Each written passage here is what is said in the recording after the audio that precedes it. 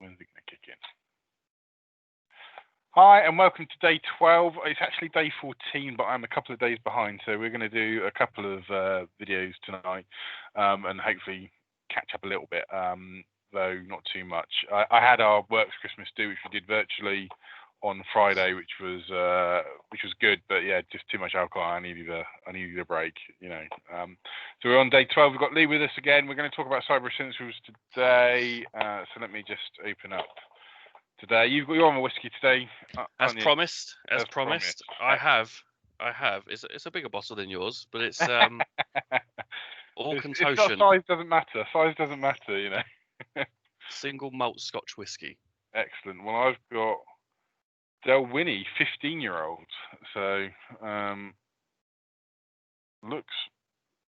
Just the same colour as mine. Yeah. Excellent. Oh, bit aniseedy, I think. Cool. So, Lee, over to you. Cyber Essentials then. What is Cyber Essentials? Cyber Essentials is a framework that you could be tested against. Oh, sorry, I'll take a sip as well. That's my first one.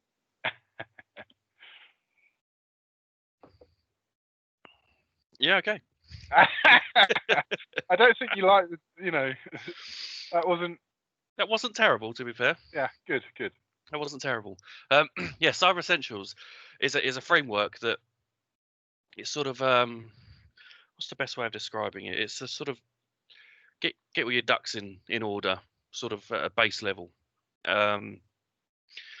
It's if you work with the government in any shape or form, even if you receive grants from them. I found out recently that even if you receive a grant from the government, you still have to be Cyber Essentials compliant. Now, there are two levels of Cyber Essentials. One is just Cyber Essentials, and then you've got Cyber Essentials Plus. Yeah. Now, the Cyber Essentials in reality, it's just a paper exercise. You're not tested against anything. Yeah. So you just answer the questions on the form, send it in, and they say you pass or not. Yeah. Now, there are a couple of things that you can. One major thing that you can instantly fail on, and that's if you're still running Windows 7 machines. Mm-hmm. Indeed, yeah. You will instantly fail on that. But the Cyber Essentials Plus is where it's at, and that's where an assessor will come in from outside. He will do some scans externally to see what he can poke at from outside. Yeah. And then he will come in, spend a day with you, and he will go over various things. In fact, let's go over a couple of them. So there's five areas that they cover, and the first one being your firewall. Do you sort of is it set up properly? Can you access it from the external world? If so, make sure it's locked down by IP. Too many times I've seen so many open firewalls you can just get access to. Scary, isn't it? Yeah. Yeah. It's laziness, really, isn't it? More than anything. Yes. Yeah. People and our customers are expecting us to protect them. So, but anyway, firewalls. We got another area is patch management. Yeah. So, I think a requirement for Cyber Essentials is you must have critical patches installed within 14 days. Yeah. Most critical patches are automatically turned on, so most people are covered there. But you might have some machines that are outside of the scope, or you might genuinely have a Windows 7 machine that you need to have, or Windows XP machine. We find that a lot in manufacturing, where that box there does that machine's work, and that's it. So we end up having to separate them off, so they can't access the internet firstly, and then they can't access any server stuff. They almost become not air gapped, but as close to it as you can, possible, sort of thing. So that's an area where they cover. They want to make sure that you've got your sort of antivirus installed and up to date and working, and they will actually test it. They have some files that they'll throw at your machines to see what it does. Which is really cool. They want to. They'll also check against access control, which is making sure everyone has their own account, as in you can't share accounts. So not 5 people can use the username like accounts at or something like that. Yeah, indeed. you need to. That's actually part of the accountability side of things. Is if you've got 5 people using the same thing and someone does something on that account, you can never authenticate who did that and then deal with it or whatever. It's not always a bad thing, but so we want to make sure that people have got the right levels of access that they need, and making sure they're using their own accounts.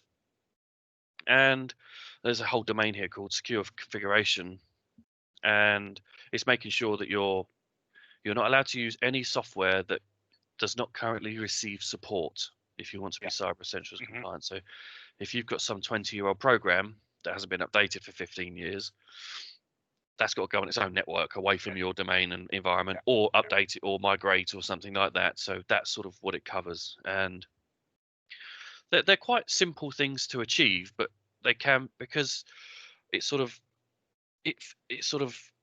forces you to create policies. And I know we spoke the other day about policies. Indeed. Yeah. A lot of IT is documentation. That's the hardest part of IT, is documentation at the same time. And it allows you to put something in place, but then you can't just ignore it, because if you want to achieve this, it's a yearly certificate. Yes, yeah. So the basic, the sort of standard Cyber Essentials without the plus is, from memory, about £300 from correct for the certification. We obviously charge our clients for consultancy around it, so helping them answer the questions and everything. I assume BCS do the similar sort of thing. We do that. We are looking to create a Cyber Essentials as a service platform. Yeah. Where no matter what's wrong, almost, it will get covered, and we'll make sure everything's kept on top of, so that every year you'll just get a pass. And we'll be doing it at the Cyber Essentials Plus level, so that if they wanted to externally audit it, they could just come in.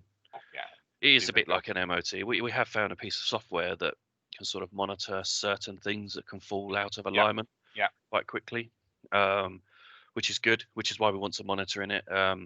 And also a big part of it is a lot of Cyber Essentials can be overcome by creating policies, like password policy, for instance. Password policies, patching policies, writing down what you're doing around patching and making sure you're following it. Having a physical document that not that you can necessarily hold, but that an assessor can go, how do you do your patching?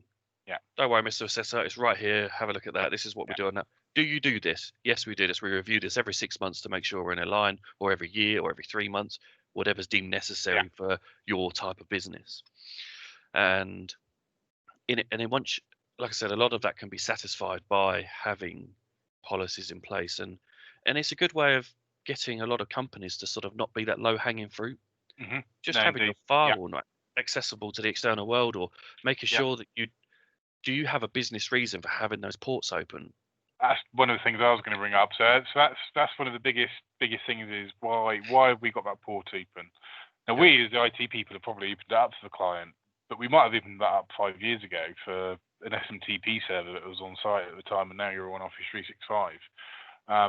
It's not uncommon. It happens. I'm sure it happens, for our clients when they're going through it, that these ports get left open because it's just not thought about. But this will give you a framework to sort of, right, do we need to check? How often do we need to check the firewalls? Well, probably not super often. Yeah. But actually, we've just been building something using Automate and Shodan. Yeah. To sort of monitor externally accessible IPs. Yeah. Yeah. No, indeed. What ports are open or closed. Yeah. And then letting us know. So that we can document all these. And we've also got it set that if it changes, let us know. Yes, yeah. As in, if maybe an engineer's opened it up for something, we talked about the not opening up the RDP port for an old thing, but occasionally our engineers, or certainly our engineers at Avagio, have to open up the RDP port because maybe there's a disaster going on and we just suddenly need quick remote access in. Having that monitoring in place for those sort of ports is key. We have that with one of our monitoring systems, and we expect it to do a fail every time. But if it starts responding positive, We want to. We want to know. We want to know why. And usually it's one of our engineers, but it means we can mop it up after whatever it is we're dealing with has been mopped up. But so we've been Cyber Essentials base level for a number of years, but we've taken it very seriously. We've written security policy, talking about policies and various other bits and pieces around it. This is the first year actually we're going through currently our Plus certification. So the basic one you can self-certify, as you said, Lee. Correct. The Plus you need to get someone else in to check, what you're saying is true. And that's always an interesting experience. I mean, it's been okay for us so far. I don't think anything's come up yet from what they found. But we've been through it with a couple of clients, and we got caught out a couple of years ago for a client that was going through the Plus on the Windows 10 feature updates. Have you come across that? They're out of date after 2 or 3. If you're on the third one down, you're out of date, aren't you? Yeah, something like 18 months. Yeah. So 1809, I think, is just gone out of date. But you can have a Windows 8 machine still. Yeah. So that's the so that's just noise, right? To a non-techie person. So that is the Windows 10 is the last operating system that Microsoft are ever going to release, apparently. And it pretty much is, because they're basically creating a new one They're creating a new OS every time, 100%. Every 6 months. And I can tell you that because I've just gone through it. I back up my laptop, and I've just updated to the 2020 H2 update that's just come out. My backup for this update was the size of my hard drive. So it has completely changed everything. It should just be a couple of hundred meg, but it's completely changed the hard drive. And it's actually filled up my USB drive. I'm going to have to start my backup again. But we spend a lot of effort and time. I'm sure you're doing the same with Automate. Making sure clients are on the good version of Windows 10 to make sure they're covered. The big releases are tricky to manage because Windows do force you onto it after a certain amount of time, no matter how many times you tell it no. I have a bit of conspiracy here. Not normally one for conspiracy, but I often find that when Windows wants you to do updates and your machine's been on for 40, 50 days, you'll start having weird DNS issues, or you'll start having random issues, and reboot Windows updates, and it's fixed again afterwards. It's just I've noticed that so many times. So I mean, it's interesting, and actually, so my machine, being a geek and being a director of the company, meant I could spec the machine I wanted. So my machine's now 3 years old, and it's got slower over every update. So that's a bit of my conspiracy theory, a bit like they do with Macs. They would come out with Apple's, and after 3 or 4 years, it starts running slowly. Now it's perfectly fine. It's just I've done migrations on the servers using this machine. I've running virtual machines on it daily almost. And now it's just starting to twig this. Yeah. So I might have to talk to our accounts department about budgeting for a new replacement next year. In terms of then the Cyber Essentials, I mean, are you finding that some clients take it really seriously, really want to get in there in terms of getting the policies up to date, or some are just using it as a tick box exercise? Probably the latter. Okay. We've got some customers that some customers are wanting bigger things because IASME is more the paperwork side of this. Imagine Cyber Essentials being for computers and your hardware. IASME is more for your.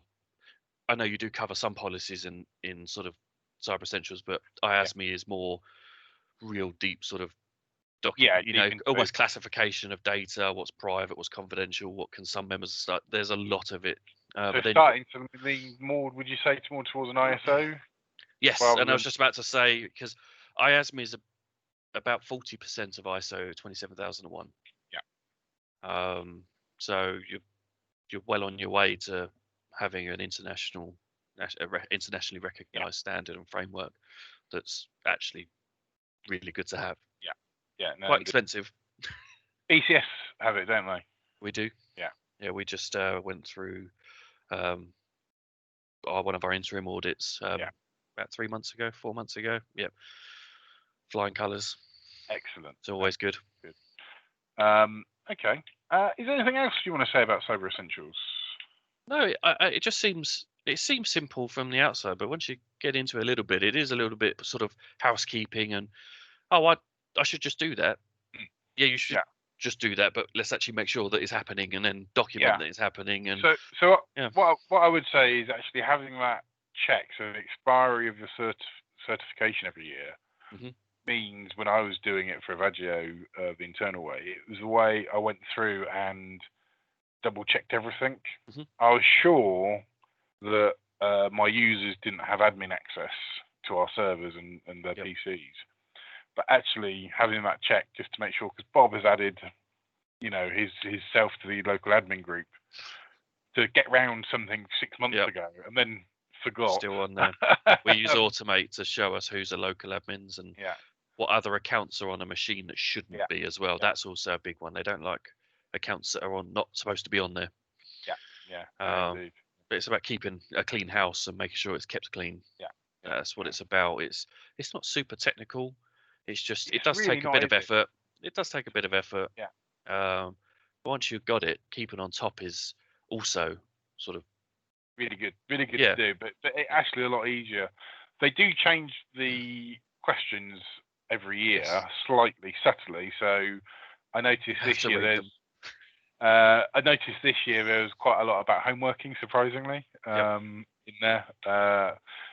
So and actually we even got a pushback for a client that we helped with the basic one, in terms of, we said there was no homeworking. They pushed back and said, really no homeworking in this current climate? Actually, it was a manufacturing client, and there was no homeworking, but we had to clarify that to get the pass. I think it's going to be a bit difficult at the moment. I was having a conversation the other day. To satisfy homeworking, you must use full tunnel VPN. Now, not everyone's got super fast internet connections, and it's about educating people. Please only do work things on the work machine. Don't then start watching YouTube on your work laptop and things like that, because you will impede other users on the system. And so we talked about full tunnel VPNs as part of the firewall conversation we have. So just to remind everyone, that's where all your internet traffic goes down your VPN connection and back to you. So if you do watch YouTube, you are literally appearing as if you're watching it from the office. From work, yes, and you'll be using all their bandwidth. All the bandwidth. Where the half tunnel stuff is much better on bandwidth in terms of the office, because it's only sending down what it needs to the office and back again. So if you're playing BBC Radio or iPlayer or Netflix, it will stay local to you. But it's not as secure. Listen back to that one if you want to cover that one a bit more. I do have one around VPNs, which I'll talk more about as well. But that's probably a good place to leave it today. Yeah, 100%. Yeah. Cool. Excellent. Thanks for having me on again. No problem. Thanks for coming on, and I think you're going to do another one with me to help me catch up now. So I'll stay on.